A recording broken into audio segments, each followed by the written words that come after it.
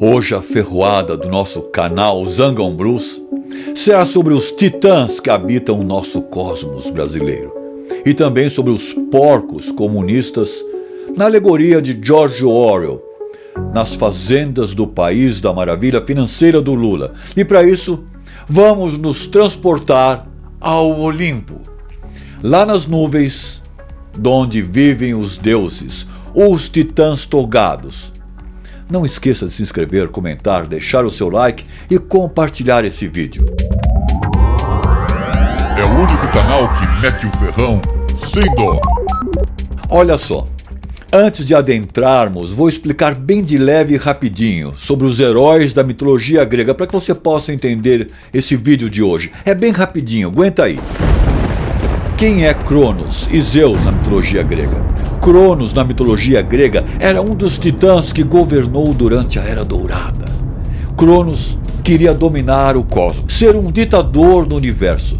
E para isso, ele devorou seus próprios filhos, pois estava aterrorizado com a profecia do jurista Ives Gandra Martins. Pois tais atitudes de Cronos de Moraes teriam consequências inevitáveis que levariam ao seu destornamento através de um impeachment. Zeus, seu filho de Cronos, escapou da ira do medo e da vingança de Cronos e com o poder dos raios concedidos a Zeus pelos advogados ferreiros cíclopes, Elon de Zeus Mask liderou uma revolta com raios digitais para derrotar e fazer com que Cronos vomitasse seus irmãos patriotas das masmorras da Papuda. O porco comunista na alegoria do livro de George Orwell. George Orwell foi um escritor britânico incrível, conhecido por suas obras satíricas sobre a sociedade e política, como, por exemplo, A Revolução dos Bichos, onde porcos que lideraram uma revolução na Fazenda das Promessas, onde alguns comunistas são mais iguais do que outros,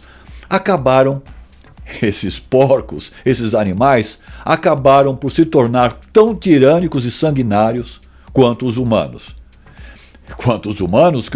Que os animais fraudaram nas eleições para dar o golpe neles e na Fazenda, e substituir os humanos pelos porcos comunistas, que dominaram e enganaram outros pobres animais que os seguiam. Por exemplo, os bichos do MST, que invadiram e tomaram as fazendas. Agora que já expliquei, podemos falar sobre o Brasil atual. Os ministros do Supremo Tribunal Federal, assim como os titãs na mitologia grega, que acabei de explicar, sob o comando de Cronos de Moraes, buscavam implantar a ditadura no universo e assim dominar o cosmos. Nessa analogia da mitologia grega, figuras modernas como Nicolás Maduro frequentemente assumem o protagonismo da crítica popular e internacional por suas políticas autoritárias. A Conferência Brasil de Ideias, realizada no luxuoso Hotel Península em Londres, trazem clarões desses ecos do passado mitológico dos deuses do Olimpo. Esse encontro internacional levanta questionamentos sobre suas verdadeiras intenções. Querem eles dominar o cosmos? Eu tenho dúvidas que o Brasil de Ideias, que essa conferência do nem a pau, que sejam apenas para inspirar reformas democráticas. Não com o Cronos de Moraes devorando seus filhos nascidos da Constituição Federal de 1988, que tinham toda a liberdade de falar e de se expressar. Estarei eu certo em desconfiar, quase que com certeza essa desconfiança, que eles só podem estar concebendo estratégias para uma perpetuação autoritária no poder? Será que estou errado? Esse paralelo com os titãs reflete meu temor, reflete o temor que tenho de que ideologias que levaram à ditadura na Venezuela venham a ser promovidas como soluções viáveis para esse nosso Brasil, pondo em risco a democracia brasileira. Você concorda comigo?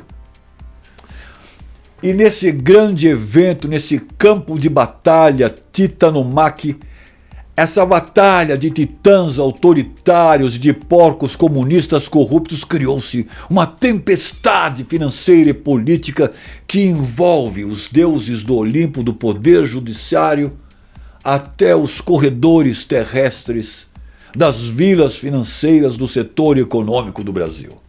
O sítio político brasileiro tem sido um estábulo, por muitas vezes até mesmo um porcário de confrontos que expressam a vontade totalitária e o desejo da ditadura pelo judiciário. E pior, com a conivência do Congresso Nacional, que só representa o povo nas campanhas, nas promessas e em dias de eleição. Mas, aqui estamos. No país das maravilhas financeiras prometidas pelo Lula. Esse lugar mágico, onde iríamos comer picanha com cervejinha. E ter o celular roubado como uma contribuição social. É isso, Lula. Mas o que ele não disse é que os seus filhos e netos vão pagar pelas mentiras do Lula. E que no máximo vocês vão comer carne moída de segunda com pé de galinha vencido e abóbora estragada. Pois afinal, o Lula, que é pobre como nós, como você e eu. Pois é, só que o larápio, adepto do porco comunista, não come carne de segunda. Ele e a Janja comem em restaurantes franceses que depois ele mente que não gostaram da comida. Eles queriam comer o quê? Vá. Mas vamos às finanças, afinal, éramos felizes e não sabíamos. A economia brasileira pinta um quadro preocupante. Fechou o ano de 2023 com uma dívida pública brasileira que atingiu um montante astronômico de 6,52 trilhões. 6 trilhões, quase 7 trilhões. Esse número monumental expõe a irresponsabilidade de um governo que não pensa no povo, pois persiste em gastar mais do que arrecada, emitindo títulos públicos numa tentativa desesperada de financiar o seu déficit. No acumulado dos últimos 12 meses, até janeiro de 2024, o Brasil se viu afundado em um déficit nominal de 991,9 bilhões, quase que 1 trilhão. Déficit nominal, taxa Selic, dívida bruta do governo geral, enfim, toda essa birosca, tudo isso significa o seguinte, eu vou explicar bem detalhadinho. Déficit nominal, imagina que o Brasil tem uma mesada, mas gastou muito mais do que podia. Tipo, com a mesada ficou devendo as cachaças no boteco, festinhas e tal. Resultado, não pode passar na frente da vendinha, pois está devendo 991,9 bilhões, quase 1 trilhão. Juros da dívida pública, explico. O Brasil pegou o dinheiro emprestado no agiota e agora está pagando juros altíssimos, tipo 745 bilhões, que é a maior conta de juro desde 2002. Dívida bruta do governo geral, tal do DBGG, ok? DBGG. É tudo que o Brasil deve, que dá mais ou menos uns 75% do PIB brasileiro. É como se cada brasileiro tivesse que trabalhar só para pagar essa dívida que o governo do PT enfiou na gente. Taxa Selic é o juro básico do Brasil, que está em 11,25%. E quanto mais alto esse juro, mais caro fica para a gente pegar dinheiro emprestado. Meta fiscal é o plano do governo para não gastar mais do que pode. Só que esse plano não existe. Você se lembra que o Lula um dia falou? Sempre ele fala, né? Que quanto mais gastos, melhor. Pois é, e com isso há uma previsão de um rombo na casa dos 9,3 bilhões para 2024. E aí, você entendeu a situação? O Brasil está no vermelho, mano.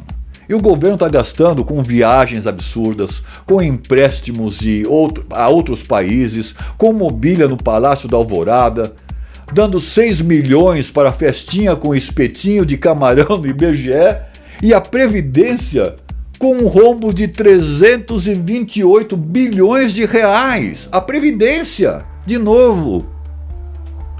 E depois um bando de patetas, isso para não chamar eles de palhaços e ilusionistas do Congresso Nacional, dizem que o Elon Zeus Musk agrediu a soberania nacional brasileira. Quero saber que hora, dia, mês e ano os políticos vão finalmente representar o povo que os elegeu e parar com essa palhaçada. Sou Toby Cotrim, hoje no playlist do Zangão Blues. É o único canal que mete o ferrão sem dó.